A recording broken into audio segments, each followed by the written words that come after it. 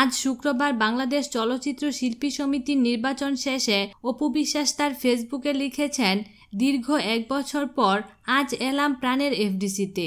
অনেকের সঙ্গে দেখা হলো, কথা হলো, হাসি আড্ডা সবই হলো। নিঃসন্দেহে আজ জীবনের অন্যতম সেরা একটা দিন ছিল।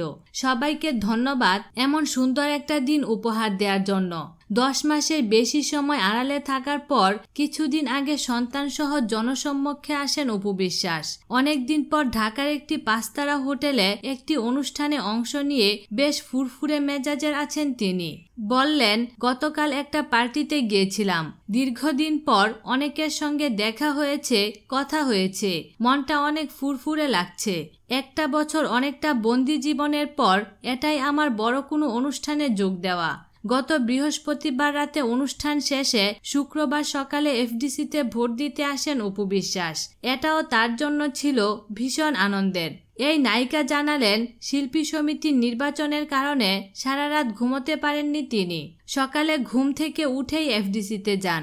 প্রিয় এই আঙ্গিনা, প্রিয় মানুষ ও প্রিয় সহকর্মীর সাথে আবার দেখা হয়েছে তার।